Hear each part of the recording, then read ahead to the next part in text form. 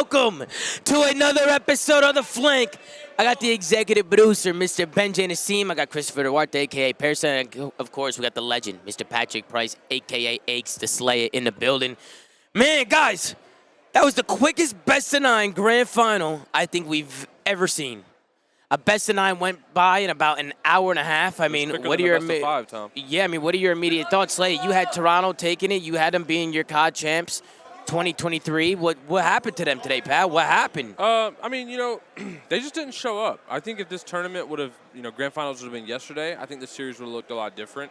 They came here, they just looked super flat. I think you were talking about it in their walkouts. Nervous. They looked nervous walking out. They just didn't have a lot of energy. And then obviously I think Kismet's going to have the MJ meme. Like, I took that personally.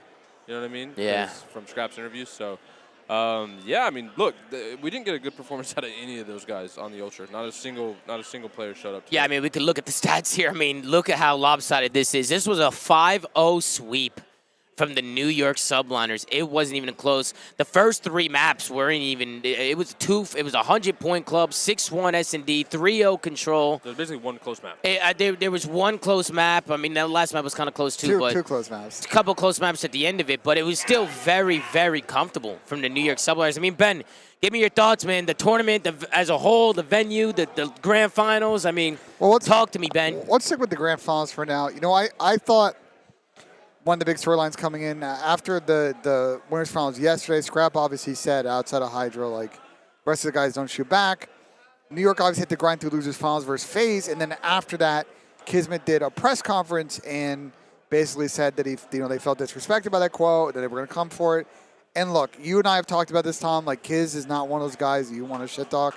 No. Got to be very careful. It's clear that was a little bit of a misplay on Scrap's end in terms of setting expectations. Kismet dropped a 1.52. On top of, trying to get revenge against Toronto to give him a little bit of extra motivation. And I thought New York came out swinging in the first part of this. I thought the way that the set was built, the way with the triple hotel, I thought that New York had to come out hot. They did. And then there's just really never any answer from Toronto until it's too late. I don't necessarily agree with that. I don't think it matters who you shit talk. The bottom line is if you're going to shit talk, you got to be the best player in the lobby. Yeah, back it up. That's the bottom line. And Scrap clearly was not in that series. I think yesterday's match with New York and Ultra, and then today's grand final, obviously, is just this is what happens when it's one, the first match of the day, and two, you don't really get a warm up. Right, both teams are even, so I mean it is a fair playing field, but nobody's like hot, so it comes down to just who shows up on that first match and gets hot right away. It's also early, and it's also a super early match. I'm not a big fan of the format with having just the grand finals on the final day because stuff like this can happen. It's one match, nobody's here, and they're not warming up with any teams, right? So, but it is fair. So it's fair though. Both teams. I don't care about fair. The quality of the tournament is ruined when there's just one series. I don't care if it's fair. We're not getting the best Call of Duty from both teams. Everyone being warmed, everyone playing a series. Bro, we did for 10 years. Top 3 on Sunday. Nah, bro, they got fucking slams. Like, they lost 5 matches in a row. They've been doing this for 4 years. How many maps do you want to give them before these guys start shooting fucking back? They got shit on. 4 years. I'm not saying it changes this. I'm saying the format sucks. We've had this format since Black Ops 4. Yeah, no, CDL. When CDL started, they had it since all 4 years. And we've agreed that the CDL, since it started, the format they use. Only one team's gotten swept in the fucking grand finals. It's your Toronto boys. That doesn't mean the format's not horrible. Is it Pat won't like? Bro, listen, I think this has been... I've said the format's horrible for 4 years. It's not like I'm saying this now. I'm just reiterating you're just a hater, it. but it's all good. Like, how am I hating? I'm reiterating something that I've said multiple times. I think that, this it's obviously not an ideal situation, right? You don't really get a warm-up scrim. But I think for New York, this team has shown at times this year, especially the last month and a half, 2 months, when they started working on the search rows in particular, I think this team prepares well for series and they come in with clear game plans. They have a bunch of bogey maps so far against Toronto that they won in the series. Some of those searches, like, for example. And I thought they came out well prepared. I mean, look, the first blood stats are kind of crazy. I just think for Toronto, it's just another case we've seen a couple times this season where they look good through 2/3 of a tournament or they look good on Thursday and Friday, and they're just prone to dropping that one egg day, and they just kind of – it's not even just like one person gets shit on. They've had this happen a couple of times where the whole team just kind of crumbles. I mean, what did you guys think happened to Toronto today? I mean, Chris, what did you think? What happened to them? They just, it's one game, no warm-up. You just come out sometimes. You either play like New York did, or you're going to play like this. But even in the listening, it felt like Scrappy was the only one who had energy in the listening. They always sound like that. I mean, listen, people are going to look for a reason. People are going to try to say anything they can, but at the end of the day, sometimes it just happens. I think this is more so just New York is so well prepared. I mean, first map, I was like, okay, they're fine. They start off good. But then in that search and destroy, they were picking Toronto apart. They were reading all their pushes. That they probably went back in VOD and were like, Toronto loved going B their first offensive round, so they hard countered it. They know the places like to play. They got a double nade kill right off the rip. Yeah. It seems like their coaching staff, Sender, and then on top of that, the players just put in a lot of work. Paco's always talking about it, how he's just sitting up there watching VOD. I think his girl even posted on Twitter that oh yeah, we're in Vegas and we're sitting here just watching VOD until Paco falls asleep. That's crazy. Dude, this guy's, even on his personal time, this guy's literally sitting there, and the only thing he can think about is winning the tournament. And it's well-deserved, dude. Yeah, They deserve the I ring. think for New York, listen, let's go full circle with this. About, 11 months ago, we had an episode of The Flank. After New York had a really rough Vanguard season, they came on our show and kind of spilled the beans about everything that year. They had a real rough year with team chemistry issues, management issues, the culture was bad. Yep. And they did a full reboot this season. The only person, Kiz, Paco, and D-Real, the only leftovers from that whole team. A lot of people left. They brought in new people. And I think all season, a major one was clearly playing with a chip on their shoulder. They had a rough middle of the season, but that's okay. At the end here, they figured it out, got back to the level they were at the beginning of the season, and they were one of the most motivated teams. I don't know about you, Tom. I stream in the morning. You know what pros are always in my chat in the morning is the New York guys. They get in the office, they grind, they come to my chat, they troll. Yeah. These guys have wanted it all year, and it's good to see a hardworking team get it done, and they just out-hustle the talented Toronto team that, for me, I kind of feel for Scrap because I think that at times, Jamie and Toby have been great players, but they have fallen short in a couple of these finals, and I think a learning lesson for them is cleaning up the issues they had at this event, at Major 2, for example, where they go to these events and they're clearly a good team, Major 5 as well, but they're one or two team, and then they just kind of fold as a team, not one individual, as a team. They fold in some of these series against good teams, and they got to work on it next season, or maybe make a roster change. I don't know. Bro, I think the Bulldog Kisman's got a crazy story. Bro, when he first started playing COD, it took him a while to kind of break through into a top team. He was kind of. He didn't play politics, and you got to play politics. Is that you think that's what it was? He just wasn't networking, wasn't playing the right politics. And then he got put on that shitty Paris team, and that was a disaster all season. Where they flew everybody out to France, and they had them boot camp, and they basically made a 14 based on KD. They just started off their team. They just started off their year so behind. But dude, if anyone knows Kismet, bro. This guy just has a huge chip on his shoulder. He's always been that type of person where he wants to prove his value, prove how good he is, even dating all the way back into challengers when he was playing with the likes of Godorex and Pander. Yeah. Whenever Scrappy talked shit about him, and I saw that interview that Kismet did where he was like, all right, bet. Yeah. Say less, basically. He woke him up. He woke him up for sure. He said, fuck around and find out. Yeah. And Kismet, came out MVP. Here, and he just came out with such passion, such fire. He obviously wanted to prove a point, but man, dude, somebody's story that you can't talk enough about is Priest, dude. I think Priest has always been in that conversation where he was one of the best players to basically never win a ring. A lot of people back in Rocker were calling for him to get dropped. He wasn't playing very well towards the end of the Vanguard season.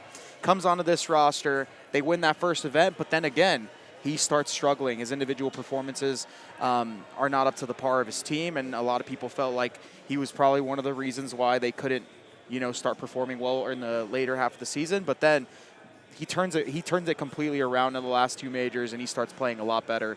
And then everybody else in the team obviously when P-Dog is playing at his highest level, his ceiling is incredibly high, and he's one of the best players in the world for sure. And I think it really goes to show what a good team culture, good teammates around you, people who respect you, respect your opinions, let you play your game, people who believe in you. When you're put into a system or put into a team where people don't have that same mentality as you or don't have that same respect for you, it's never going to work. It's just going to cause a lot of problems. You're not going to perform well. And it's going to take a big hit on you individually as a player, and the way you play the game. And to all the people in chat, all the people on Reddit, all the people back in the day, even including ourselves, man, I've said this time and time again, a lot of people looked at this New York roster and they were like, they wrote him off. Yeah. We saw Hydra on their team and Kismet, and we were like, oh, they were pretty good last season, but then Sky's obviously coming from Florida. and then Kismet basically just like coming into this team from, or not Kismet, sorry, Priesta obviously coming off a rocky year in Rocker. Rocky year, I like Rocky that. year with Rocker, yeah. I like that. They no one thought this team was going to be good. A lot of people had Ultra over them. People even had the new Rocker roster over them. Obviously, the likes of Optic and all those people. No one had the new Rocker roster over them, bro. Well, a lot of people did. A lot of people. Bro, I remember we didn't. But a lot of people rated that Rocker. A lot of people rated that Rocker roster really highly. Anyways, point is, these guys were the underdogs the entire year, and they proved that talent is important, but at the end of the day, believe in yourself, having a good system, and having a good team culture prevails, especially nowadays, bro. Yeah, 100%. I mean, Pat, talk to me. What was it about New York that impressed you the most? If you had to pick one thing, was it Paco? Was it the whole tournament? Everything, bro. Everything. I just think they all came out and fucking fried. They fried, bro. Yeah, like all of them played well. I don't know what their event KDs were, but I mean, like. Had to be something crazy. Yeah, I don't really think. Aside from that winter finals where they got smoked by Toronto, like I don't think they had any of them like had a bad series. No, they peaked at the right time as a unit. Obviously, Paco was to the rock all season for them, like when individual players were having their up and downs. But like in order to win champs, everybody's got to fry at the end of the season. Preston, Kiz, and Caesar stepped up here, and that's why these guys are getting their first ever champs rings. Well, let's talk about the offseason now a little bit. I mean, what's going to happen with some of these rosters? I feel like, Slay, you got the blow it up shirt on. Yeah. I think about 80% of these teams are going to blow it the fuck up, to be honest with you. I was talking to an inside source that's on a team. Yeah. He said he thinks 10 teams are going to change. 10 teams? I think 10, potentially 11, because I think the reason I say potentially 11 is the problem for some of the players in Toronto and New York, for example, is like there could be overtures from someone on Thieves, FaZe, or Optic to try and poach some of these players. Now, the situation for New York and Toronto is as follows. Kismet's a free agent, so New York's going to have to re-sign him, but I assume Kid's going to talk to everybody, try and get some leverage. If he wants to stick, he sticks, but then he's going to get a bag, obviously, by working that. The Toronto situation is interesting. I think a lot of people are going to start sliding into Scrap and thinking about his future long term. And I really think that Toronto is going to put pressure for him to probably sign a new deal this offseason. He's on a 3-year. He's on a 3-year, but they're probably going to want him to sign another 3-year, though, and give him a raise. Like, they don't want him to ever be able to run on his contract, Pat. Yeah, but he's chilling, bro. But eventually you can say, I'm not going to sign. Yeah. But the thing is, you could do an Mbappe, and you could say, well, I'm not going to sign a new deal. I think the only thing I could ever see changing for this roster is if they maybe look for an upgrade for Hixie, even though Hixie I think played his role well, and he was honestly he was a really big part. Yeah, he was a really big part in their first championship back in Dallas, and I think he was a really big part of them even making it to the grand final here. So I messaged you guys probably last don't night. think these guys will change. I think the only change Toronto can make is simple. It's Octane and Envoy. If they can't get Octane and Envoy, you don't make a change. I just don't see them dropping. I don't see them dropping Jamie. Why not? Octane is better in every way. He's better comms. Sam? He's better performance. I agree with you. Envoy would be the perfect replacement for Hixie. You're not going to get another selfish sub. The Envoy's obviously gross. Envoy's like a Hixie that's always a 1.0. The problem is that's their only gonna have to spend a lot of money to get those players. There's a lot of people. Though. There's no buyouts. So yeah, but a lot of people are probably gonna want them, no? I mean, it's gonna raise their stock. I think the problem, though, we've always talked about this with Toronto, and there's a problem in pro sports too. Like, obviously, you got to get a Canadian work visa. You got to live in Canada. You got to live in Toronto. You got to have a Canadian bank account. It's fixable problems. It's not as easy though. I don't force them to live in Toronto.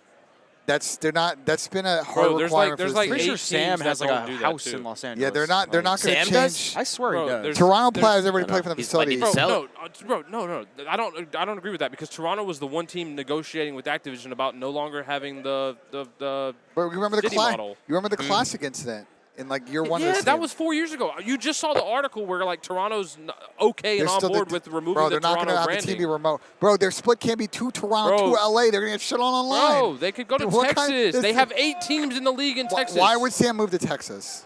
They're going to have the whole Toronto team play from Texas? Nah. I don't think Toronto would ever agree to do that. What? I don't think they would. Bro, they don't care about being Toronto.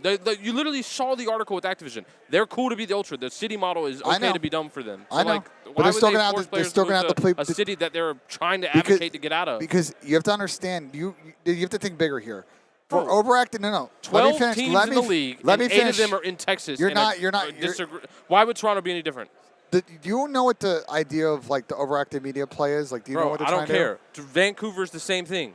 It's not LA the same is the same thing. It's not the same New thing. York's the Guys same are thing. arguing about absolutely Fucking nothing, Atlanta, like Bro, there's 10 teams in the league that are okay to be in Texas. The Toronto Ultra parent company is trying to build a large multi-purpose venue in Toronto. Congratulations for the them. idea is that That's going to take years to do. Obviously. And in the meantime, you can have Octane and Envoy live in Texas and They have play been for the very Toronto clear Ultra. that they have a facility there. Everybody lives in Toronto. They'll pay for people to live in Toronto.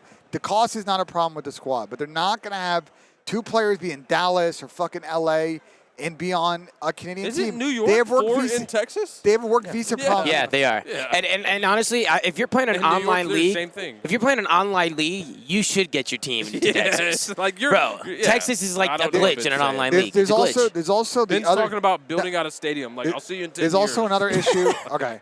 Well, if you're just not going to listen to me, that's all cool. I listen. There's, I just think there's you're also drunk. another issue of the fact that I think they're a Canadian company, and for like work visa requirements, I think it's really funky if 2 of your players are getting paid by a Canadian company and Canadian money in the Canadian bank accounts and not living in Canada.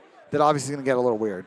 I don't know the legal I don't know part how of that, it, I don't know how that So works. does How that I think works. that's- I think that's Seattle's not a- Vancouver-based company, are they not? Yeah, they Yeah, live in but Texas. I think the LLC is in Seattle. I think they have an American company that's I mean, it's under not that parent hard company. to fix that. Like they could. It's a legal issue. So that's what I'm saying. It's complicated. It's not as straightforward. It doesn't even matter because that's not going to happen. But you said Toronto's going to stick together. But you said 10, 11 teams. We were talking about New York are going to stay. Yeah. You were talking about Toronto. Well, that leaves FaZe. You think FaZe are going to change?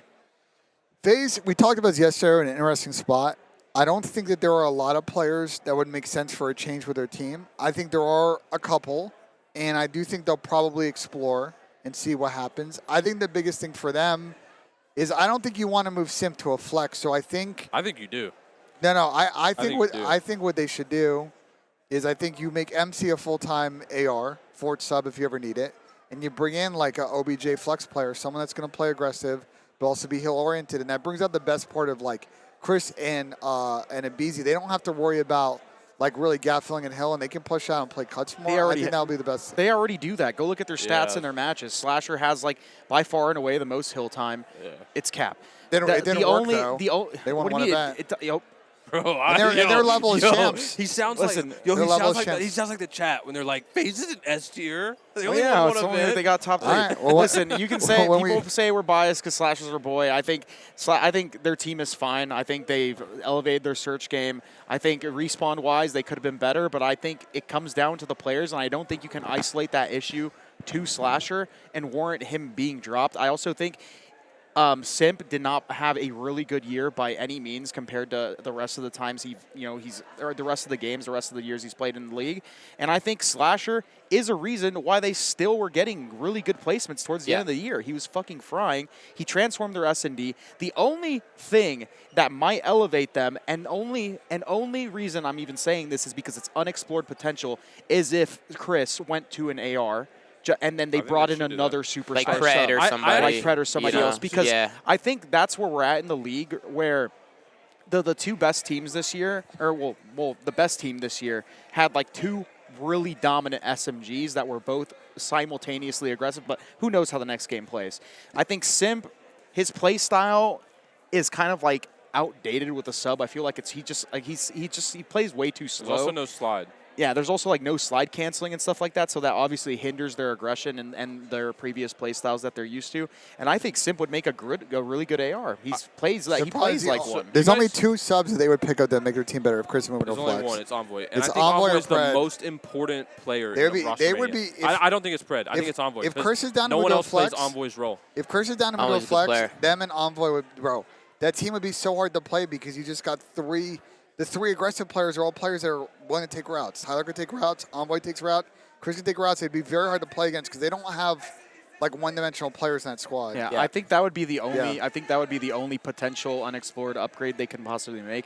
I don't think there's any other AR unless they were somehow able to get like Scrappy, just because obviously how absurd he is. Yeah. I think Sam is really good too, but I don't think Sam is going to bring too much more than Slasher does. I think they're kind of on 2 different sides of the spectrum, where Sam is better at respawn, but Slasher is better at search. But anywhere in between, it's not a massive upgrade. So if you can't do any of those things, you're probably not changing. But you got to think these are probably going to try and offer the bag to some of these guys too, right? Or you think they're going to cut cost? I don't think so. I don't think so? You don't think they want to keep some of these guys around? The bag. I don't think. Well, no, I think they definitely are going to try to keep some of these guys. They're going to try. I think they're going to, at the very least, try to keep Sam and Envoy. Kenny's the worst player. If they try to, listen, Kenny has not had the best year this year. He didn't play well for this team towards the later half, and he often fell flat at tournaments outside of like series versus Optic. I think at Champs he didn't play that bad, but it was a collective. He got World Star. Oh yeah, but so did like everyone on their team, except for like Envoy, and I think Draza put up a fight in their final series to get eliminated. But outside of that, Kenny just hasn't played very good. I'm curious to see what happens with him because I know Kenny and Thieves, they have a long history, right? The brand is pretty loyal to him in that aspect, so I wonder what happens to him in the offseason as well. Yeah, and then you also got to think about challengers and some of the people coming from there. I know Challengers Champs happened today, right?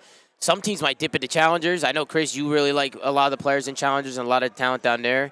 I mean, that's also a potential route. You can go and get good talent for a good price. I think they will get in. I think the Challengers players will get in, but I don't think they'll get in on the top team. Yeah, probably not. It's hard for Challengers players to get on the top team. I feel like the talent is about to be super consolidated to like 5 teams, and everyone else is just going to be pretty mid. They're going to dip into Challengers. I said it this morning. You made the scraps. You're making that point yesterday. I think you might be right. I think it's going to be so top I think heavy. this year, so like, because Thieves can kind of control Rostermania at the top because they kind of like give everybody interested and then make decisions, and then it cascades. It probably goes to Thieves and blah, blah, blah. Would you say it's New York, Toronto, Optic, FaZe, Thieves? So look at the 5 good teams that were at this event. We had 5 good teams. Those are the 5 teams of like outside of like Rock. Yeah, but the problem is now Seattle talent is going to go into those teams too. Yeah, and so I think we're going to be so top heavy. Yeah, I think at the top heavy, the talent, the actual known talent variables are going to definitely be all up there. I'm actually worried, bro. I think the league might be in trouble next year if that's the case. Because, bro, if 7 teams are like not anti-competitive, but like you know what I mean, like they have to dip into challengers, they have to build strat teams. Like you run into trouble where it's like. But that's the thing. Boring, that's not going to be boring. That's going to be exciting because I think Rocker is a perfect example. I think Rocker is a perfect example of like the perfect middle of the pack team, like where they're not like the worst teams. They're not part of the worst teams, but they're not a part of the best team. They're like the perfect middle ground. And I feel like if you look at their team, it's pretty much all veteran people. And obviously, they're still kind of middle of the pack. If they want to like elevate themselves, or goes for any of the bomb teams or any of the middle pack teams, they need to heavily explore in challengers because these players, although a couple of them might be good with a mix of like some of these newer gen players, putting together like an all veteran roster is just so outdated. It's just a leftover. It's done. People need to heavily explore new talent. And listen, it might not work out. It might not work out next year. It might not work out. Immediately, but at the end of the day, the talent pool to a degree is kind of drawing up, and it's all being like consolidated, like kind of how you said. It's all 5 teams. So we always have one surprise team. Last year, I don't think anyone thought London would be like a solid team, and they were like a solid top 16 like most of the season. Yeah. I think the 2 wildcard teams, I'm looking forward to see what they do with Rostermania. We talked a lot about Boston. They've got interesting pieces. They got assets. Can they bring in some experience and change the team around? No, Boston need to blow it up, bro. Right. Yeah, those motherfuckers need to blow the fuck up. They're literally keeping Snoopy in Final 3. So we'll see what they do. Those guys need to blow it up. And then the Florida situation, we're bringing in the Spanish boys. That's a complete unknown. Didn't the Spanish boys that we were talking about they were bringing in just get absolutely world stars? I don't know if Eric Boom and Medals. They got Eric Boom and Medals got second they got second in challengers. Yeah, did you see the stats though? They got world stars. Yeah, but who cares? Look at your fucking some of the best players in the world. They're getting world stars too. It doesn't matter, bro. Everyone starts somewhere. My point is Scrappy started somewhere. But I don't think Eric Boom was on that. I think the rumor squad was like Yako, Super, Javi, and like 2 other people. Right? I don't know, but everyone starts somewhere, right? A lot of people, Scrappy last year, challengers absolutely fried. Right, they won the challenge, or they didn't even win the challengers event. They lost. They got second. Scrappy, Hixie, and Vickle. Now they're in a final. Listen, it's not going to work out for everybody, but all these franchises, franchises need to start exploring the challenger pool a lot heavier because the top is just going to be known. It's all going to be all the best players, everyone that can get poached from those teams. But the middle of the pack, you're starting to run out of talent, bro. Like, you got to stop putting together these veteran rosters. Maybe you keep 1, 2 veterans, help nurture the younger guys, but you got to start looking into these like superstar players like. What's his name? He's on a Wobabobs. I can't remember his name. Abuza should be in the league. Abuza should be in there. Disgusting. If he's not starting, he needs to be in a substitute, paying for his housing, paying for English lessons, getting him on a good challengers team, doing what. Listen, New York won a ring, and the process is there to bring in a non-English speaking player. They showed you how to do it. Get the guy over here. Get him comfortable. Get him English language. Build the right team around him. Abuza's the type of player you watch him play. And I know, look, Wobabs didn't do the best at this event. But you watch him play, he's got that gun. He got 6. Oh, 8-6. Yeah, but anyways, but he's good enough to be in the league. People like Abuza, even like, dude, Godorex back in the Rocker days in Modern Warfare 2019, he was like one of the best players for their team on LAN. I still remember that event where they got to the grand finals against, was it Empire or something like that? He was fucking playing out of his mind. Got dropped out of the league because of how poor he was performing online, blah, blah, blah. And then eventually he just never got a shot again. But look at him. He's obviously still up there. He's I think playing he'll. He's a veteran. And he's a vet. You know what I mean? I could see Rocker bringing him on in a sub role this year. Newer players. Gwynworld, he was on Seattle's bench the entire time. A lot of should have people called him up fucking 6 weeks ago. He showed out. He He's disgusting. Yeez was on the floor. He looked good in the flank tournament, too, the S&D tournament. Yeez was on the Florida substitute roster back in Cold War or Vanguard. Never got a chance. Challengers, went back. He went through a lot of shit. I played with him personally. We won a Challengers Elite together. He had some family stuff happen. Went through a dip, but now he's back up. Like, there's a lot of people down there, and a lot of people might just make fun of me because I'm always like dipping the challenge. But no, there's a lot of talent down there. In all seriousness, there's a lot of talent down there. That's where you there, get people. And everyone started somewhere. Look at the best players in the world now. Kismet was in Challengers, right? Scrappy, Hixie, all those guys were in Challengers. Draza at a point was in Challengers. All these players have won events. Hydra was in Challengers in Europe. And he's a Frenchman. Look at like people on like Abuza. Like they all start somewhere. You got people just have to take people these that risks. couldn't get in the league because they weren't 18. And then they got turned 18. Yeah. Wait, Hydra was. Isn't he 20, 21? He got in the league 2 years ago. Yeah, but is he 21? Yeah. Yeah, but really? he's been playing in Challenger since Modern Warfare 2019, and he was disgusting on that game. That was as soon as he turned 18. Yeah, you saw gameplay. You saw gameplay of him back then. Cold War, he finally got around, and he was godlike. So yeah. We did a Reddit thread. We've already answered a lot of these questions, so I'm going to bounce around. And I might see a couple. So Slow had a really good one we haven't talked about yet. Yep.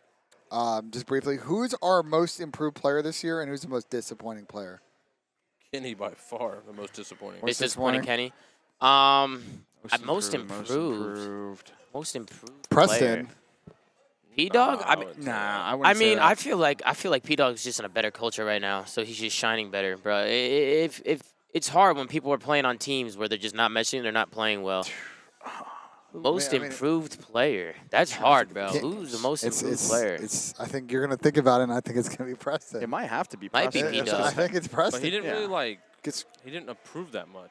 No, like, he had a rough end of the season last year. He's still the worst player on the New York team. Like I don't think improved. Like he didn't like make a crazy jump. He just. I feel like maybe he was making game-winning plays though. He was like rotating for them and taking long routes for them. I feel like maybe not from a statistical point, but like Skies is also a good shout because Skies is a good shout. That's a good one. I think Skies turned into like a really good kind of like a leader. Like in game, like you hear him in the comms, he's always like dictating stuff, and he's always kind of just making sure everyone's like he's always reassuring his teammates. Like, I got this for you. Like, yeah, go Paco, go do this. Blah, blah, I got this for you. Like, I feel like he turned into a very good glue, like a very good AR player, backline player for this New York team. I think you could go with really anybody besides Paco on this New York team. They all improved so much. You could even say Paco because Paco was good as fuck, but like, dude, this year he was absurd. Yeah, he was absurd this year, but he's always been absurd, to be honest. Well, the problem is like a lot of people who sucked last year aren't in the league. They're gone. They got dropped. Yeah. All right, so I got 2 more. This one from Blurry Stuff is an opportunity. We're going to start with Pat. Blurry Stuff is the guy's username. That's a good one. What is your guys' way too early picks for next season champs? Love the streams and keep up the good work. Wait, what? Say that again? What is our way too early picks for the 2024 Call of Duty World 2024, come on, by the way, I want to say this. So 4 out of 5 grand finals winners, I was correct on. Yeah. Or 4 out of 6, sorry. And the other 2, I at least picked the finalists. Yeah, you did. You were hitting them. You were hitting them this year for sure. I mean, bro, we don't even know. Bro, how are we gonna guess that when we don't even know the rosters? That's why it's way too early, bro. Who's your champs winner for 2024? Nah, you got to see the rosters first, bro. Yeah, it depends on the rosters, bro. If you don't know the rosters, you had no idea. If Envoy goes to FaZe, they drop Slasher and Simp runs a flex, I got FaZe.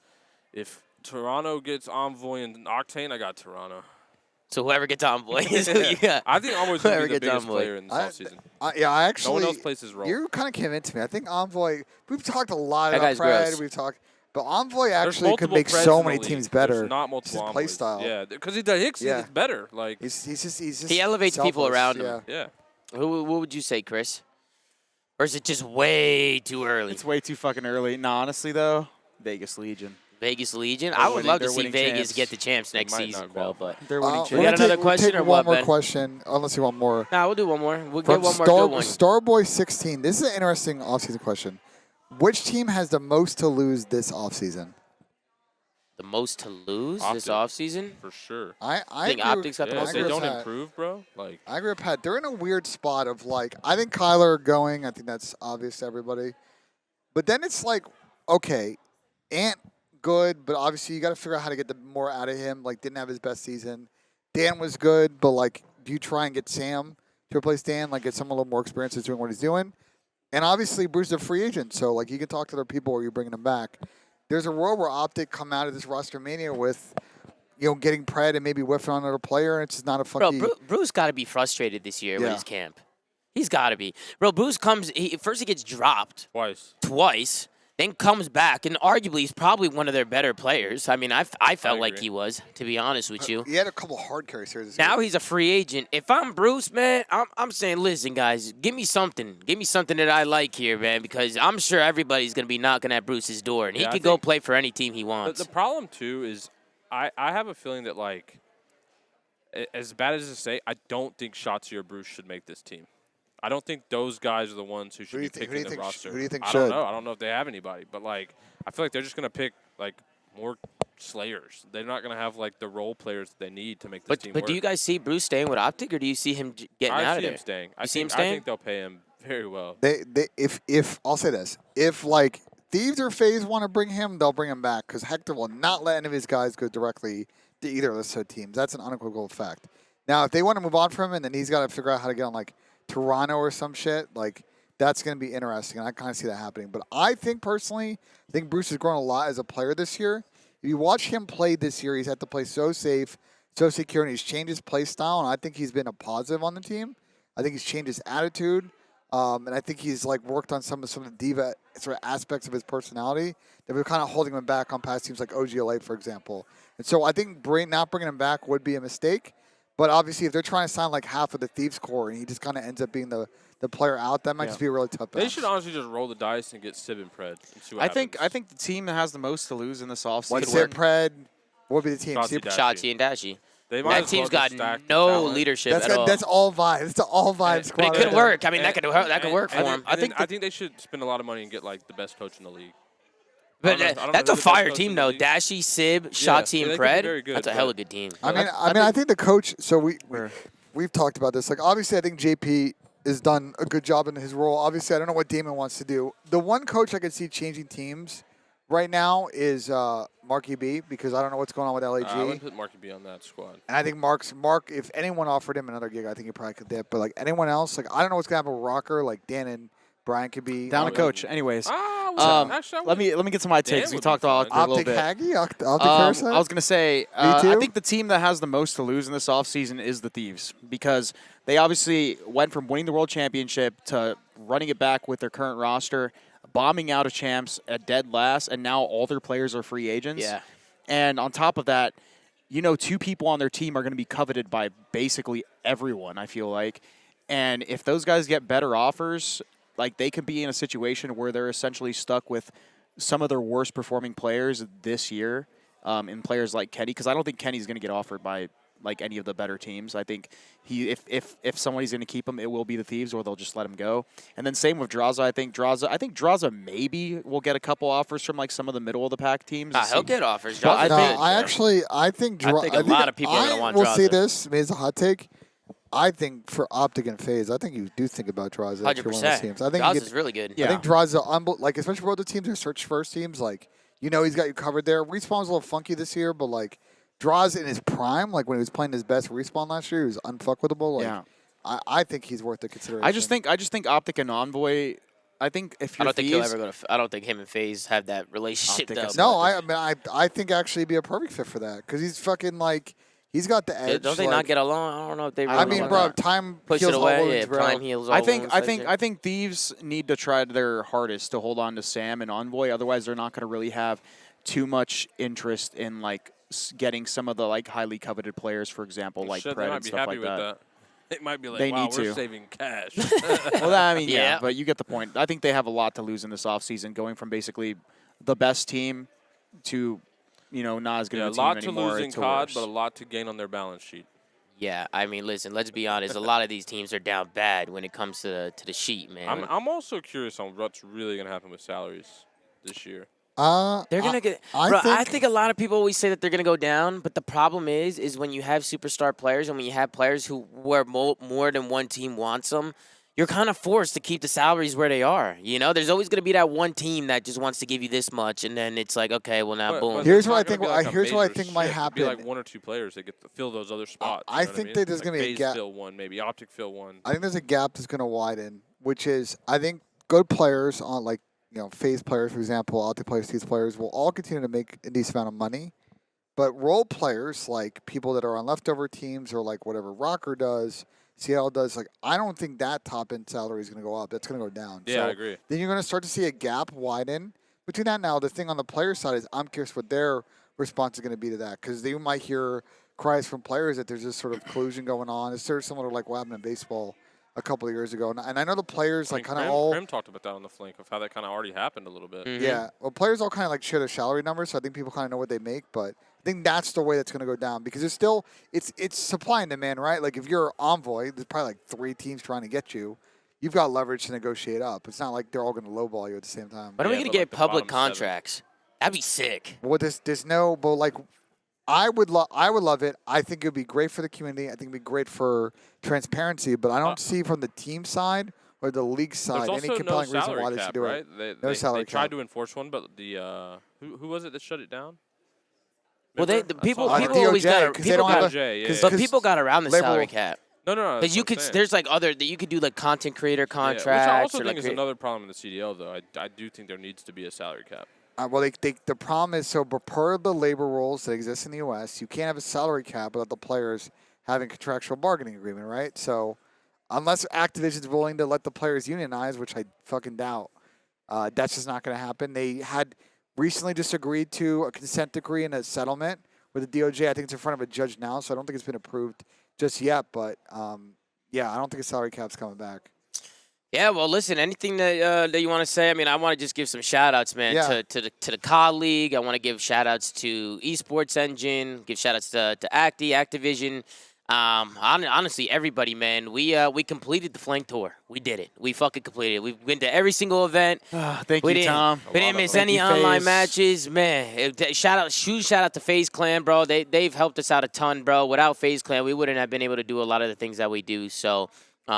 especially recently, man, FaZe began a lot of hate, man. And let me tell you something about with me and FaZe, bro. FaZe have always treated me with love and respect and as family, man. Anytime I've ever needed anything and anytime we've ever wanted to do cool shit for you guys or for the Flank or even for my streams personally, FaZe has always been there. Like, what do you want? What do you want to do? We got you. We got your back, and we want to do cool shit with you too. And I think it's really awesome to have an organization that backs us in anything we want to do. So, FaZe recently, they a lot of people have been yapping, but huge shout out to that, man. Huge shout out to FaZe Clan. But I want to say one thing. Tom and I for a couple of years now we did champs watch parties, right? We did one at Bro, I went back and watched that. And we were doing watch parties with no gameplay. That fucking hotel room in L.A. Yeah. We did one at the warehouse last year. And then I think after the warehouse one, you and I talked, and we're like, you know what? We see there's a lot of community engagement. What if we go on the road and do it? And that's why I want to thank you guys, the community, because we wouldn't have done this Flank World Tour if it wasn't for you guys. We would have sat at home. We would have watched from home. We wouldn't have been here. But we know that coming to the events, being here, being available for you guys to come out and say hi, enjoy the streams with us, whether it's in the morning, the afternoon, the evening, whatever. Like, you guys are what makes this great. I know, obviously, things may change next year. We might go to YouTube or whatever, but it's not going to change the great community we have in Call of Duty. It was a fantastic season, probably the most watched season. I think Daniel said the most watched season in Call of Duty of all time, and thank you, excited to run it back next year. Yeah, shout out to Twitch. That's why we were the most watched season, because we had all those numbers include watch parties. Includes the playing. Well, rumor on the street is that we're going back to YouTube for the next 2 seasons. Listen, unless I sit down with YouTube and we could talk something out, I'm probably still going to be on Twitch, man. So I don't know what next season holds, bro. I really don't know. I mean, obviously we'll still be doing watch parties and shows, but in terms of showing gameplay, I'm not really too sure what the fuck is going to happen next season. So I got to sit down, have some talks, and see what the hell is going on in the offseason. But, guys, Ben was right. The community is everything, man. You guys are everything. You guys have been incredible at every single event. I met thousands of you guys this weekend. Like the amount of people I met this weekend, I think I met more people this weekend than all the other events combined. Like we were just in the mix here, and we just got the opportunity to hang out and spend so much time with you guys. Actually, no, we had the VIP party in Boston. You guys fed me. That was fucking crazy. And then you guys fed me like 7 drinks, and I started slurring my words, and now we're not allowed to drink on the stream anymore. Yeah, guys, you guys are the best community in the world. ZooMAFIA to the moon. None of this is possible without you guys. So just thank you guys so much for all the love and support, man. Chris, Pat, anything you guys want to say, man? We completed the tour, man. We completed the Flank tour. Thank you guys again for all your support. But thank you, man. Like, obviously, you're the centerpiece to all this. You started it all. You were the pioneer in the watch party game here in Call of Duty, and you basically kept the scene alive with content, brother. I appreciate it, bro. If it wasn't for you, like, and all the opportunities you gave me, especially, like, I'm grateful, bro. Like, the amount of success I had this year when it came to the stream, obviously the watch parties, even our roles in the reverse sweep, like, a lot of this basically started with you, bro. So I appreciate that, man. I appreciate you the most, bro. Thank you, brother. Thank you so much, Chris. That means a lot, bro. I appreciate that, man. Pat, anything you want to say, man? Do that guy. Appreciate you, bro. Love you, bro. I love you guys, man. Love everybody on here, man. Everybody on the couch. Huge shout out to Ben, Chris, and Pat, man. They've been with us all year long. Huge shout out to all you guys in the chat. ZooMAFIA, you guys are absolutely incredible. I love you guys. It's my second full year. Second full year. Slayer, me and Slayer were a duo for a little while. Me and you were doing it for a few months. Me and Slayer were by ourselves, but. Listen, man, I love you guys so much. Thank you guys for all the support. You guys are the fucking best. You guys know in the offseason, man, I'm going to be going crazy, bro. We got a lot of Rostermania shit, offseason flanks. We're going to be getting it going. And then plus, I'm going to be playing all different kinds of games and getting into different content. Well, first I got to complete Only Up. So let me complete that game first, and then we can move on to the next one. I think I got something for you, I think I got something for you. I'm sure the Slayer's got a little something for me, bro. I'm sure he's got something that we can all play, maybe a little extra fine. But, guys, I really appreciate you guys, man. I love you guys so much. Thank you guys so much for all the love and support. Thank you guys so much for watching all year long. Make sure to like, comment, subscribe if you're watching on YouTube. Anchor.fm/theflank to check out all the audio sites we're on. Go follow the Flank. We're right there. We're about to hit 100,000 followers on the Flank Twitter, so go follow the Flank. Did we not hit it? I thought we hit it. Now, did we hit it? I don't know. I have no idea, but go follow the Flank, man. Oh, 300 off, bro. 300. They could We're do that. 300 off, man. 300 off. Go do what you got to do. That'd be nice to top off the tour top off the 100K. Flank tour with 100K, man. That would be dope. That would be dope, for man. everybody in the chat from the Flank tour, this is not goodbye. This is see you later. Yeah, exactly. This is not goodbye. We'll see you later. We'll be back. And we love you guys, man. We love you guys so much. Take care, brush your hair. And we'll see you guys next time on another episode of The Flank, man. Take it easy.